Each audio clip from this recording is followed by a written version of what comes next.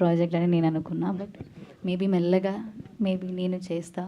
And మంచి project అయినా మంచి మనకి పర్ఫామ్ చేయడానికి if you have that space అంటే నేను చేస్తా. Hi Avantika here.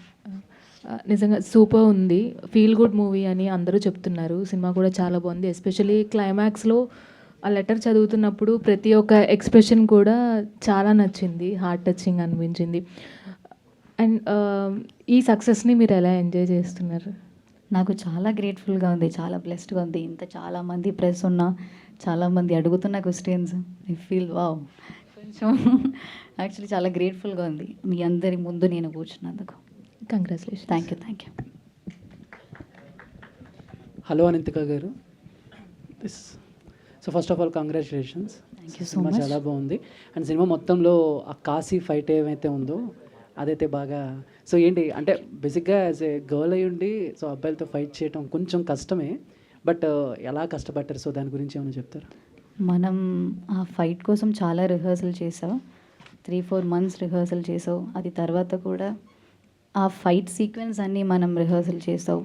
సో చాలా రిహర్సల్ హ్యాపెండ్ అండ్ చాలా కష్టపడ్డావు. కానీ yeah and I also have that background కూడా. So it was okay and it was కష్టం at the same time. And yeah and fight అది అందుకే చెప్తున్నా, ఫైటర్స్ అన్న అయినా చాలా అన్నాస్ వాజ్ దేర్ ఆ ఫైట్ చేస్తున్నా అన్న. So it was actually they made me little comfortable. And అది ఫస్ట్ ఐ థింక్ ఒక 1 week మనం షూట్ చేసావు కదా that sequence. So it was actually very comfortable. So hero కోసం అనంతి గారు, మలయాళం నుంచి వచ్చిన హీరోయిన్స్ అందరూ కూడా మంచి సక్సెస్ఫుల్గా ఫామ్లో ఉన్నారు. సో నెక్స్ట్ మీరు కూడా ఇలాగే అనుకోవచ్చు. నమ్ముతున్నాను నేను. నెక్స్ట్ మరి తెలుగేనా మళ్ళీ ఇంకోటి మూవీ ఎట్లా ప్లానింగ్? మలయాళం చేయలేదు ఇప్పటి వరకు. మేబీ ఉండొచ్చు, మేబీ ఉండకపోవచ్చు. అండ్ తెలుగు కొంచెం మెల్లగా మంచి. తెలుగు చాలా స్పష్టంగా మాట్లాడుతున్నారు. మేము ఫస్ట్ టైం తెలుగు అమ్మాయి అనుకున్నాను. Thank you so much. Actually all credits to my Aedes.